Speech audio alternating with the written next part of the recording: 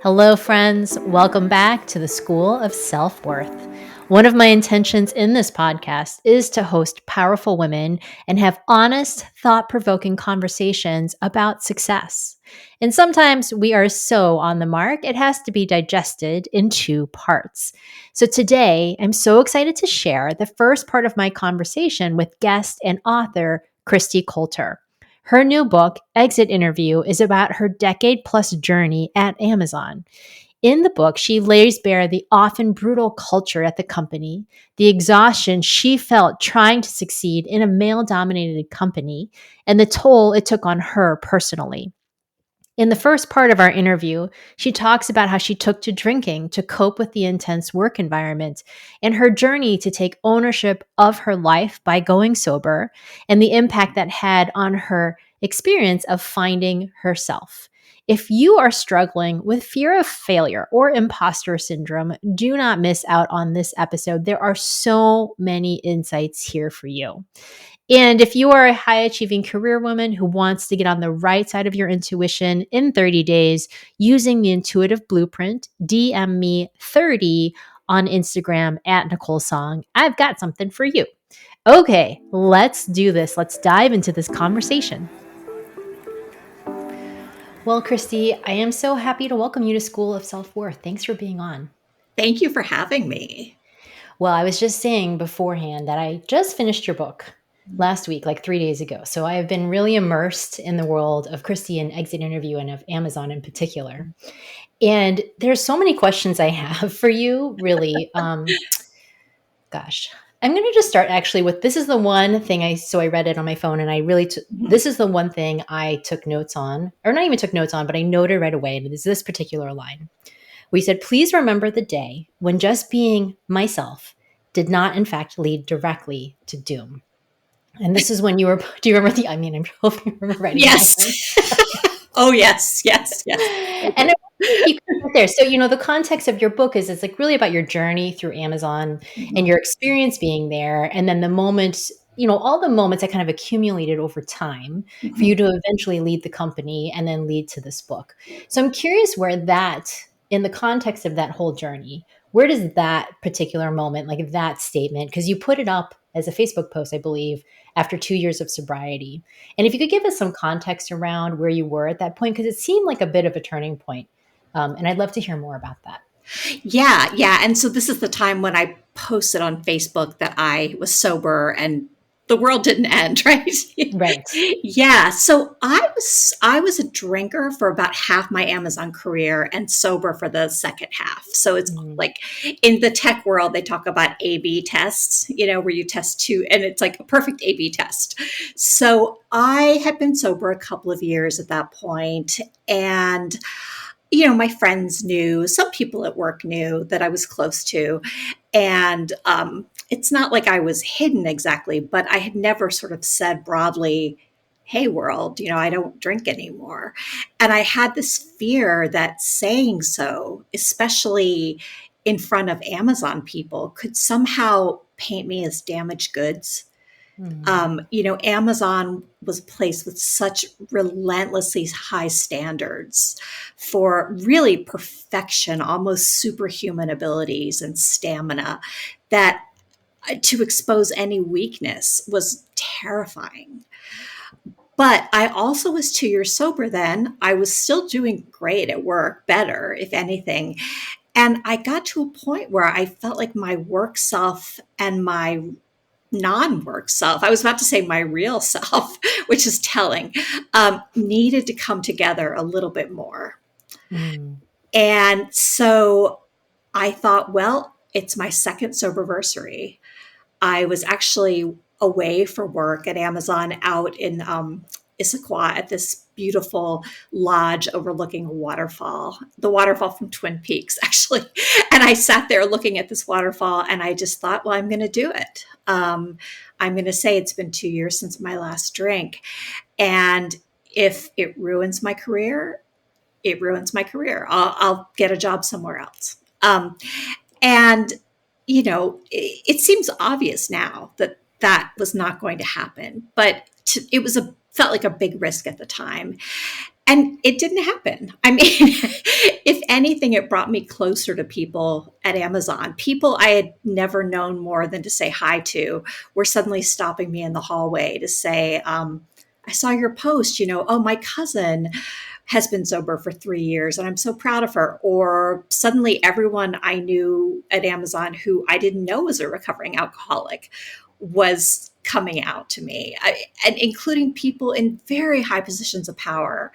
And so it was incredibly empowering, both to get that kind of affirmation and to realize that I was willing to walk away from the job if I couldn't be an out sober person and also work there. Mm. I said, no, this is more important to be a whole person than to work at this one particular company. Well, there's so many things that come up when you say this. And for context for everyone, Kristi and I met years and years ago through yoga. We were Mm-hmm. both on the board for Yoga Behind Bars. And, yoga is all about like opening up to yourself and being vulnerable and being able to be yourself. And then it's interesting to hear like how much contrast, and really the book is so much about that contrast of how you had to suppress yourself, or you did suppress yourself for so long. And then you started to really work your way out of it. And it's a very long journey to that. And so I'm curious for you, like if writing the book and looking back at that, what was that exact turning point for you? Because I know that a lot of the people listening are looking for that. They're like trying to figure out what it is, who they are, and they might be working in really intense places like you did.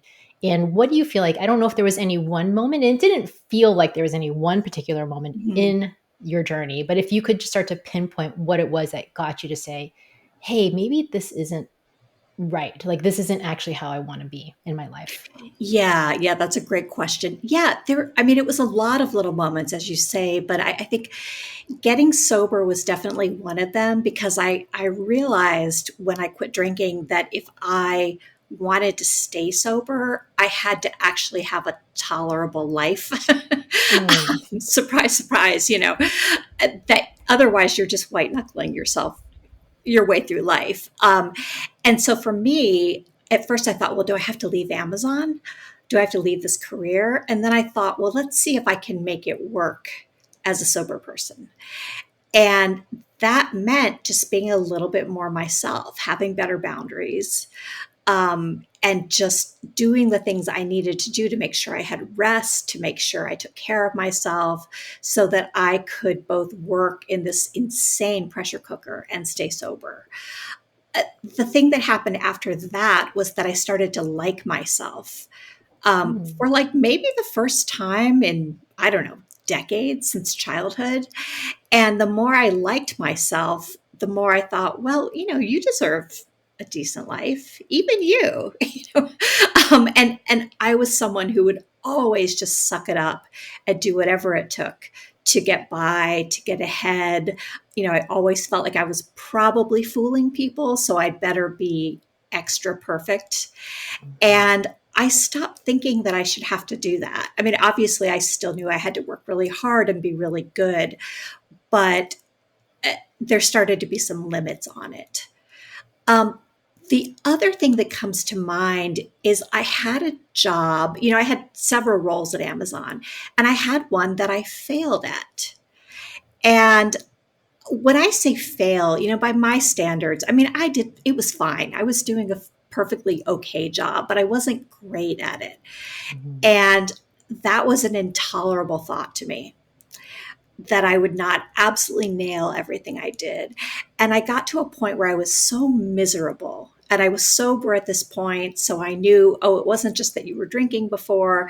Like, this job was not right for me. I hated it. The organization was a mess.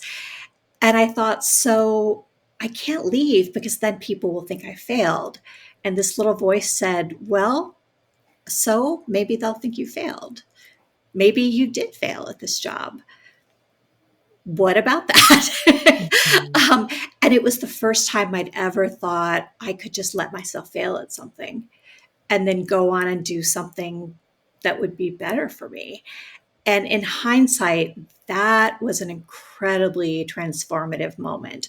I certainly didn't like it at the time, But the idea that I could just say, well, yeah, this wasn't for me. I wasn't right for this. I failed, was so freeing. So freeing. Um, Well, I'd love to do a little bit more with that because I feel like failure is a big thing for people, especially in corporate environments or really intense workplaces where they're like, you can't fail, failing's not an option, or et cetera. But it's like that's not actually true in real life, right? no, And so for you, like, was it actually being in the midst of failure that let you be like, oh, I'm failing at this, this is okay? Like, what did you have to talk yourself through to be okay with that? Or was there anybody who supported you in processing that? it was mostly me. I mean, I had a therapist, but I wouldn't have dared to say to anyone, I think I'm failing. Mm, And it's interesting because Amazon as a company is actually quite comfortable with failure. They take a lot of risks. They'll try projects that sound crazy, and sometimes they turn out to be brilliant. And sometimes it's like, yeah, this was crazy, or it's 20 years ahead of its time. And so I had a product manager who worked for me once who said his motto was fail fast and fail loud, which I thought was mm, great. Like don't drag it out forever. And when you fail, be open about it. And so I think some of this I was actually putting on myself, because it's certainly not like I not had failed projects at Amazon or meetings that went badly. I mean, we all fail. But it was just this mental mindset that if I failed, that the organization was just waiting to catch me in a failure and just spit me out. mm, And that's not actually true. I mean, even at a place that is as brutal as Amazon, and it really is a brutal Darwinian work environment, people aren't just looking to catch you in a failure. Most people want you to succeed, and most people aren't going to judge you as harshly as you judge yourself. I mean, there will be people who I've worked with in that job who would probably say, "What? You didn't fail. What? mm, You were doing a good job." Um, but I felt like a failure. And I knew other people would be much better at the job. So I think it was, that the company runs on fear and thrives on fear, to an extent. But it also, I think, attracts people who do that to themselves. mm, And so what I had to learn was that I could say, I'm going to work on scaring myself less and see what happens. And I remember at one point, I went from that role into one that just happened to be a lot easier for me. It just played to my strengths. The pressure was a lot lower. And I felt really guilty because I felt like I was coasting. And I had coffee with a vice president one day, and I confessed to her that I felt really, really bad about this. And she said, "Are you crazy? Don't ever apologize for coasting now and then. We all have to take roles where we just coast and rest." And I thought, wow, I wish somebody had said this to me 5 years ago, 6 years ago. Um, I had no idea that there were people who would say that was okay. And it is, you can't go at 120 miles an hour your whole career. Um, if I think at minimum, you'll start to make some bad decisions. And at maximum, you may burn yourself out entirely or wreck your business, mhm. something like that. Yeah. I mean, I noticed, at the beginning of the book, like the mentality you had. So in this journey, by the way, I have to say, um, she makes conversations about what's happening at work riveting. Like I just would be like, what's going to happen at the end of this argument That's hard to about do. broccoli, rape? What is it? Like there's these conversations in there that seem so inane. And yet I was like, what happens? What comes to Yeah. resolution? So you did a really beautiful job of like illustrating what can happen at work and how intense and emotional and dramatic it can really feel in those moments. So I loved that. Like you would just kept me on the edge of my seat throughout the whole book, which was really amazing. And in that space, what would you say was it about yourself? Because obviously you said you were drawn in to this culture, which is run on fear to some extent. And do you find that like, you stayed for a really long time. How many years was it total? 12 years, which the average at Amazon is less than two. So Yeah. Yeah. Yeah, so yeah, a long time. And so what would you say, like, the process, do you feel like was maybe slower because you stayed for so long? Like it didn't spit you out right away? And then was it because you stayed for so long that you kind of internalized it? Would you say that you internalized the culture in a deep way? Absolutely. I mean, I tore up my life to come to Amazon. My husband and I moved from Michigan, where we'd been for 12 years, and I didn't know anyone in Seattle. And Amazon is so intense and such a pressure cooker that it's like you're just thrown into the deep end of the ocean. Mhm. And no one really, I mean, people are mostly great to work with, but they don't have any time to really stop and help you. It just kind of assume that you're going to figure it out. And so I was not someone who was used to ever failing. I was Mhm. like the girl who got promoted every 2 years, like clockwork, wherever she'd worked, and straight A student, the whole thing, the whole classic Mhm. overachiever.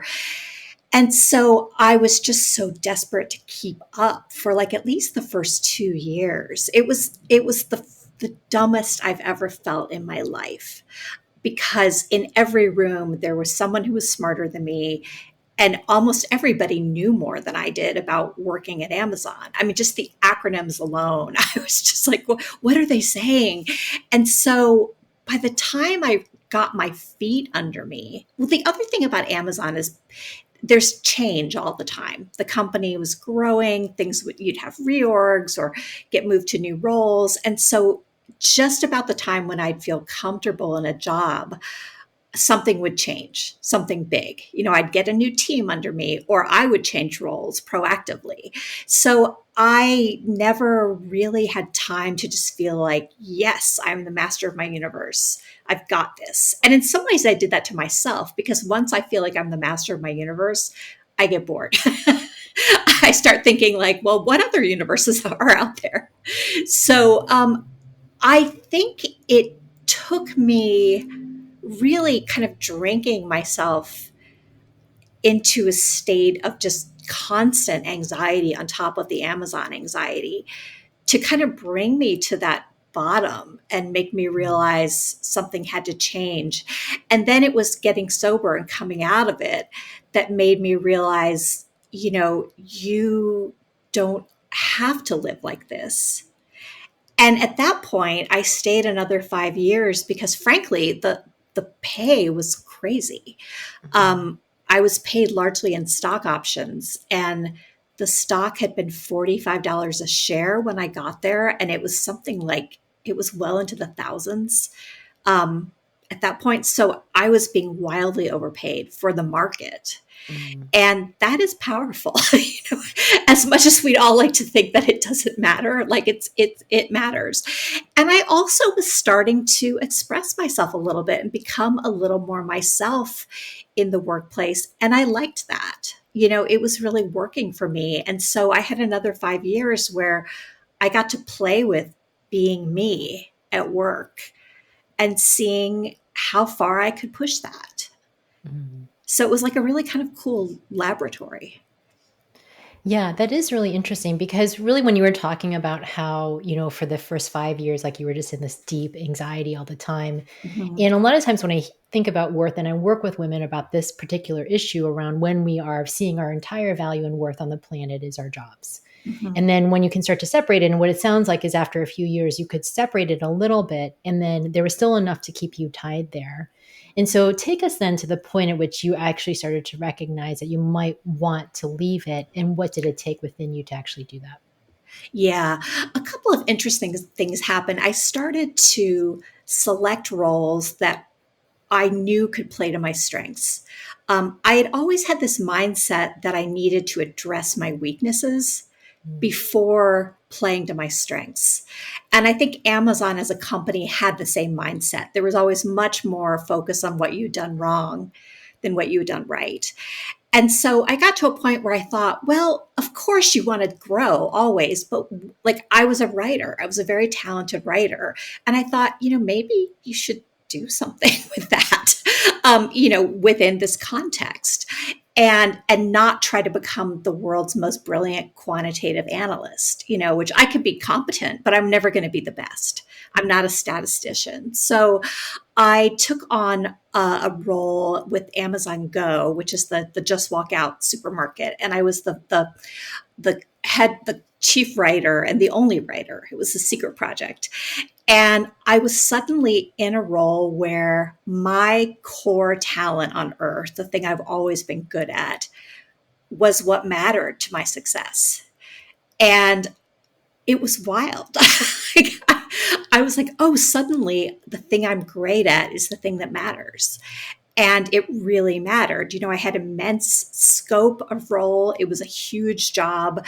The powers that be understood how important it was. I'd never been around like vice presidents who knew that words could matter before. And so I felt respected and I felt like I was part of something really exciting. And that kept me going for a while until I started to kind of run out of runway for growth there. I started to get bored. The job started to get easy. I was writing on my own outside of work. I'd started writing for the first time in like 12 years. And I was starting to have some success. I had an essay about sobriety and feminism go mega viral, like one of those fairy tale things that just doesn't happen to most people. And so I'm getting this validation on the outside and realizing I really love writing. And so, in a strange way, I started to feel like I had outgrown Amazon. Like I didn't have the runway to keep growing there the way I wanted. And outside the company, there was nothing but runway. And it felt almost like sacrilegious to think I'm outgrowing Amazon because or arrogant. I mean, I think it's the largest employer on earth, like who outgrows that? But I thought, no, I think I have, because what it could offer me, especially as a woman, as it's a highly gendered place, what it could offer me no longer could meet my own ambitions for myself. So it was really this mix of kind of running out of growth area there and realizing that I had natural talents that the world would appreciate, that got me there. I think it's important to say also that by midway through my Amazon career, my self-esteem was so low that I thought I would be unemployable anywhere else. I truly thought I was so bad that if Amazon ever figured out how bad I was and got rid of me, I would not be able to get a job anywhere. And this was based on not on reality. This was inside my mind completely, but it was a common thing at Amazon. People would get so beaten down that they would just think they were unemployable. So that kept me stuck. Yeah, I can see how that would keep you stuck, right? You're like, oh, well, there's no one else. Even though in the real world, like obviously you're highly employable because you had spent all that time at Amazon and you could get so many jobs, right, out of that. It was and like being a Navy time, SEAL, sort of. My husband was like, this is like being a Navy SEAL in tech.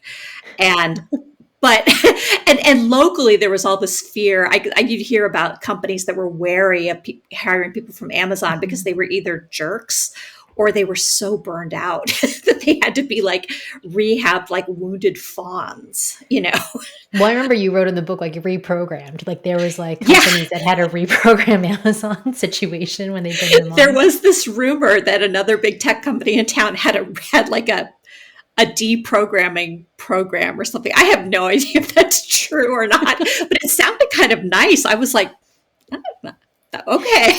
I'll take a deprogramming. I'll take that help. Sure. Yeah.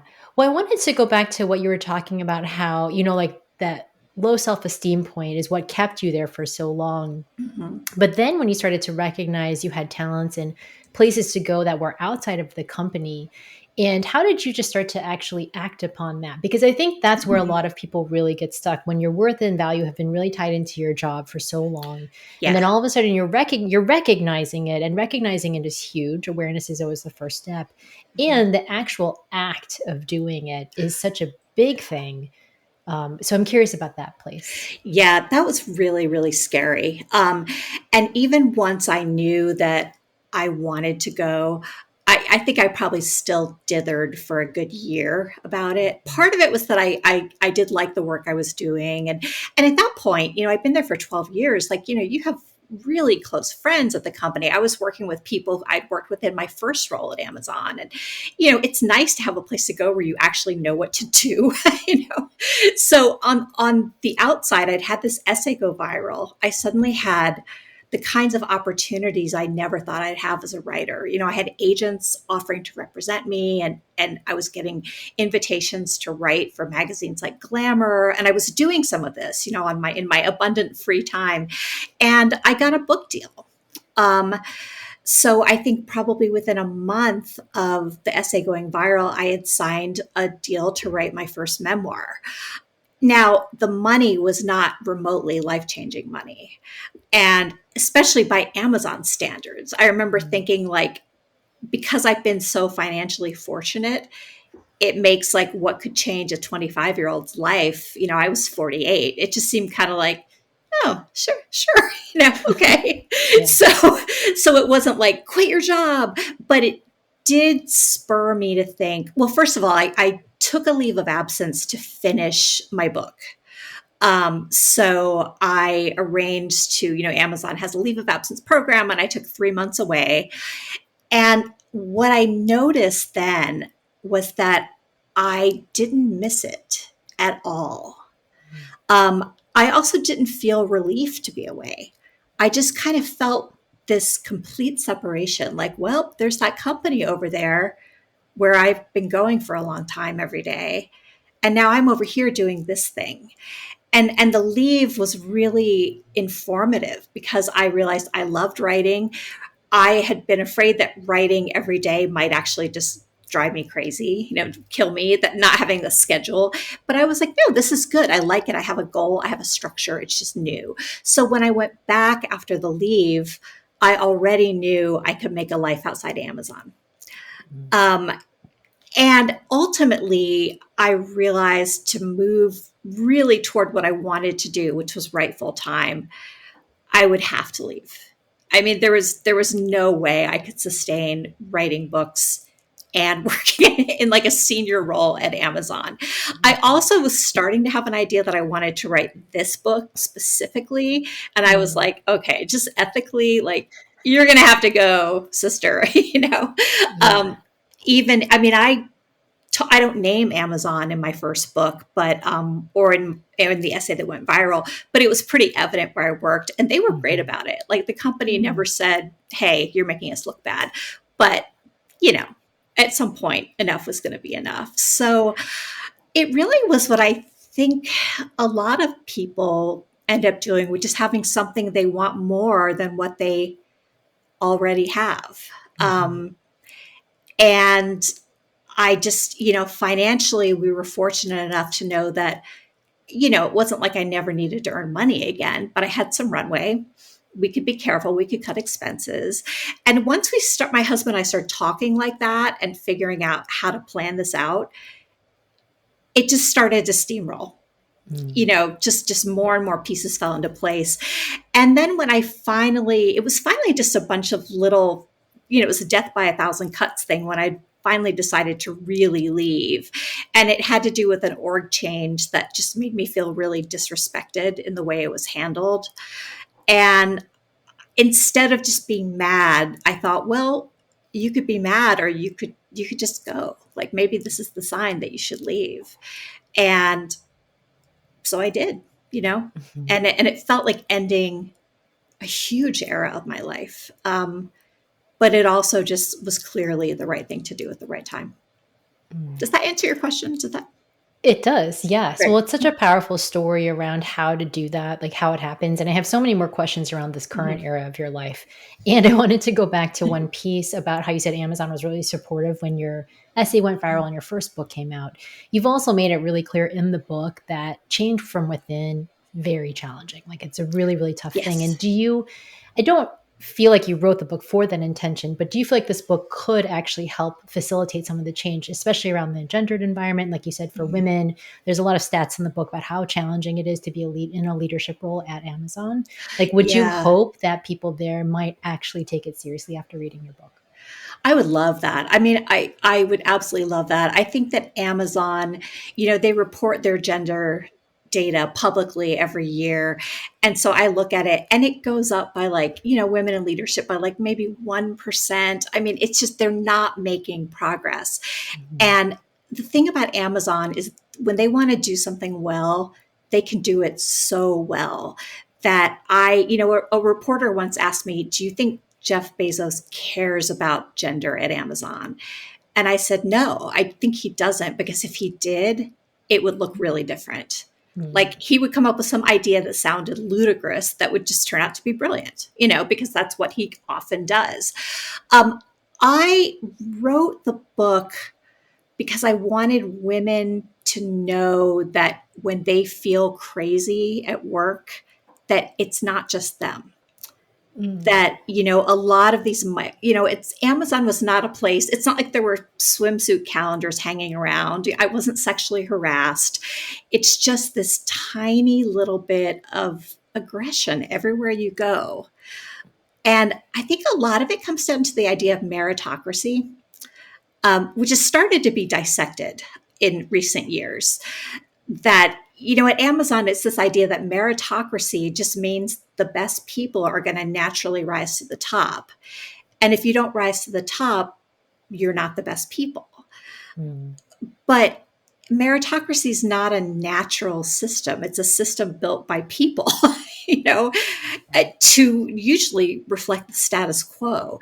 And so what I would love to see happen at Amazon and companies like Amazon is for, the mostly white men who run these places to go, right. Like, maybe we have biases we can't even see. Maybe we're not terrible misogynists. We just we don't understand that when we're thinking about the best, our brains are unconsciously programmed to see people who look like us.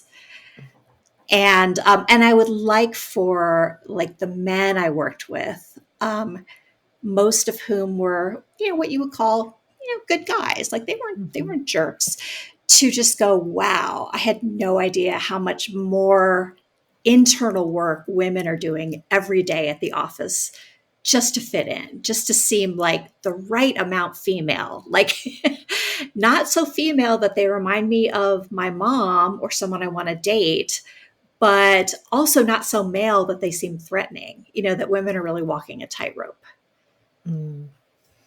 Yeah, well, I really get that message, and I feel like you do such a good job of pointing out, and I think any woman would relate to it, whether you were in a corporate environment or not, like the constant, my husband and I talk about it, like in the neighborhood, I don't always wave to all the neighbors because I don't always want attention. I've had attention my whole life. I don't actually really want attention sometimes. Whereas he's like, oh, he's very friendly. He's waving to everybody. Right. Yeah. And then it's like, but I think it's a very gendered experience. And so I feel like you do a really great job of sharing that, and how for all of us, it's like being aware of that in so many contexts. So I love that part of the book in particular. Yeah. Thank you so much for tuning into today's episode. Stay tuned for next week when Kristi and I talk about how she applies the lessons she learned about self-worth on her journey as an author and a writer. She shares remarkable insight about where she is today, and you do not want to miss what she says in part 2. So make sure to come back next week. If you loved what you heard today, do me a favor and leave a 5-star rating and review of the show, and screenshot this episode and share it on social media and tag me at Nicole Song. Every positive review and share out there makes such a big difference to helping get the word out. We are so grateful for all of your support. And if you're ready to get on the right side of your intuition in 30 days using the intuitive blueprint, DM me 30 on Instagram at Nicole Song. Until next time, I'm Nicole Song, and this is the School of Self-Worth.